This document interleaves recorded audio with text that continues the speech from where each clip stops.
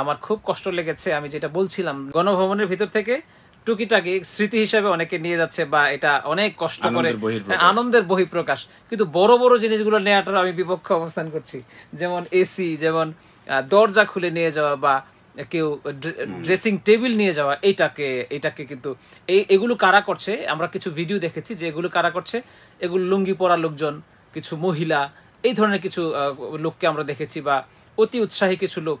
তো এই কাজগুলো কিন্তু একটু দৃষ্টিকটু। যে অনেকের হাতে দেখেছি আমি ছোট্ট একটা ফুলের টব, ছোট্ট একটা ফুলের গাছ, ঠিক আছে, ফুলের গাছ একটা নিয়ে গেছে, যে এইটা দেশ স্বাধীন হয়েছে, যখন দেশ স্বাধীন হওয়ার পরে।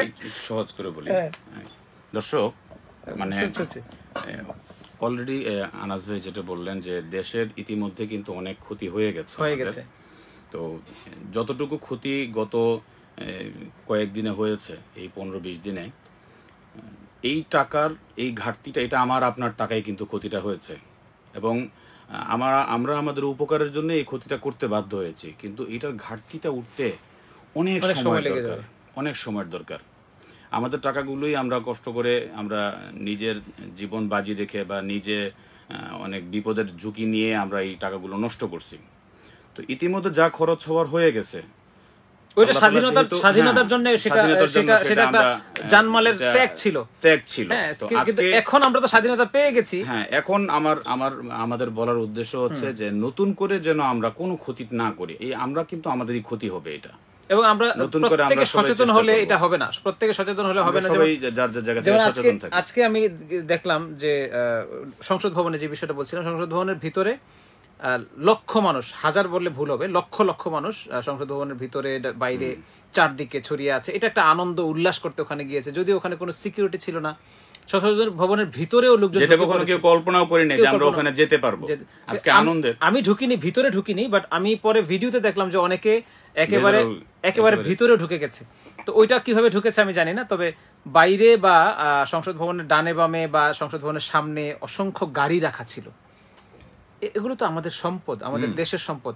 সংসদ ভবনের গাড়ি বা পুলিশের গাড়ি, এই ধরনের গাড়িগুলোকেও মানে উল্লাস করতে করতে কেউ লাথি মারছে, কেউ লাঠি দিয়ে মানে আঘাত করছে, কেউ বাইরে অনেক গাড়ি পুড়িয়ে দেওয়া হয়েছে। এই বিষয়গুলোকে আমি একটু এভাবে বিশ্লেষণ করব যে এটা কিন্তু সভ্য কোনো মানুষ বা শিক্ষিত কোনো মানুষ এই কাজটা করবে না বলে আমি বিশ্বাস করি। এই কাজটা করা উচিত না, বুঝের কোনো মানুষ করবে না। কারণ আমাদের কাঙ্ক্ষিত সফলতা অর্জিত হয়েছে, এখন যেইটাই আছে এটাই আমাদের সম্পদ। এইটাকে আমরা যেন আমাদের করে রাখি, বা এটাকে কিভাবে আগলে রাখা যায়। কারণ একটা গাড়ি বা একটা ছোট্ট জিনিসের মধ্যে কেউ আঘাত করলো, এইটা যদি নষ্ট হয়, এই জিনিসটা কিন্তু আপনার আমার পকেটে টাকা দিয়ে কিন্তু এটা ভর্তুকি দিতে হবে। আপনার আমার ট্যাক্স কবে হবে, কতটুকু হবে, ওই অনুযায়ী ওগুলোকে আগে ঠিক করতে হবে সরকারের, যখন যে সরকার পরবর্তীতে আসবে। তো এগুলো ঠিক করতে গিয়ে দেশের যে ক্ষতিটা হয়ে গেছে, এগুলো ঠিক করতে গিয়ে দেখা যাবে যে 1-2 বছর লেগে যাবে এগুলো শুধু ঠিক করতেই। তখন ইতিমধ্যে এতদিনে, এই এত বছরে আমাদের দেশের কোষাগারের কি অবস্থা, এটা আপনি কিন্তু বুঝতে পারছি। আমাদেরই কারেন্ট বিলের টাকা, আমাদের গ্যাস বিলের টাকা, এগুলো আপনারা আমার কাছ থেকে বেশি বেশি করে নিয়ে কিন্তু ঘাটতি দিচ্ছে। এখন আমরা নতুন করে যেন আমরা আমাদের ক্ষতিগুলো না করে ফেলি। যেমন আজকে বিকালের কথা বলি, কাকরাইলের মোড়ে কি যেন বলে, ইঞ্জিনিয়ারিং ইনস্টিটিউট, ওখানে ওইটার সামনে বঙ্গবন্ধুর একটা ভাস্কর্যের মতো একটা ছবি করা, পাথরে খোদাই করা। তো একজন হঠাৎ করে চিৎকার করে বলছে এই আনন্দের মিছিলে যে ওই আঙ্গুলটাকে আগে ভাঙো। বলার সাথে সাথে অনেকগুলো মানুষ চলে গেল এটা ভাঙার জন্য। তো মাঝখানে কিছু সচেতন মানুষ ছিল, আমরাও তখন উদ্বুদ্ধ ছিলাম ওটা করার জন্য। তো একজন সচেতন মানুষ বললো যে ভাই, এটা ভাঙতে গেলে এই বিল্ডিংটার অনেক বড় ক্ষতিগুলো হয়ে যাবে, আপনি ভাঙবেন আর একজন ঢিল মারবে, এটা না করি। তো পরে মানুষ বুঝতে পেরে ওখান থেকে চলে আসলো। এয়ারপোর্টের কাছে নতুন কাজ করতেছে কনস্ট্রাকশনের, তো ওখানকার লেবার যারা আছে তারা বারবার হাত জোর করে অনুরোধ করতেছে, ভাই আমরা কিন্তু কাজ করি, আমরা তো হুকুমের গোলাম, আমরা তো কোনো ক্ষতি করি নাই, দয়া করে এগুলো নষ্ট করেন না, আমাদের জবাবদিহি করতে হবে। তো ওখান থেকে মানুষ ফিরে এসছে। তো আমাদের বলার উদ্দেশ্য হচ্ছে, যারা এগুলো করছে তারা না বুঝেই করছে, উৎসাহী হয়ে করছে এবং জিদ থেকে করছে। যে এই কয়দিন পুলিশের গাড়ি দেখলে একটা মানুষের মধ্যে একটা জিদ কাজ করতো, এখনো ওই জিদটা আপনার রাখা উচিত হবে না প্রিয় ভাইরা। কারণ ওই জিদ যেই জিদের কারণে আপনি এগুলো করেছেন বা এই মানসিকতা আপনার জন্ম হয়েছে, ওই জিদটা অলরেডি আল্লাহ আমাদের কাছে একটা রেজাল্ট দিয়েছেন। নতুনভাবে এখন দেশ তৈরি হবে, নতুনভাবে দেশ এগিয়ে যাবে বলে আমরা আশাবাদী, এবং আমরা বিশ্বাস করি আমাদের দেশ পৃথিবীর সভ্য জাতিগুলোর কাতারে যাবে। আমরা সেটা মানে মনে করি এবং সেটা মনে প্রাণে বিশ্বাস করি এবং আল্লাহর কাছে সেটাই কামনা করি। সো সেটা করতে গেলে কিন্তু আমাদের প্রত্যেককে সচেতন হতে হবে, খুব সচেতন হতে হবে, খুব সচেতন হতে হবে, এবং আমরা সচেতন হব সেটা আমরা আশা করি। এবং আমরা শিক্ষিত জাতি হিসেবে যেন মানুষের বিশ্বের দরবারে মানুষের কাছে আমরা যেন পরিচয় দিতে পারি। প্রিয় ভাইরা, আমি আপনাদের কাছে এই ছোট্ট একটা লাইভে এসছি, এই জন্যেই আমরা হেভেন টিউনের পেজ থেকে, হেভেন টিউনের ইউটিউব চ্যানেল থেকে 10-15 মিনিটের মধ্যেই একটা লাইভে যাব, আনন্দের লাইভে এবং গানের অনুষ্ঠানে, গানের লাইভে। ওখানে আরো শিল্পীরা থাকবে ইনশাল্লাহ, দেখার আমন্ত্রণ জানাচ্ছি।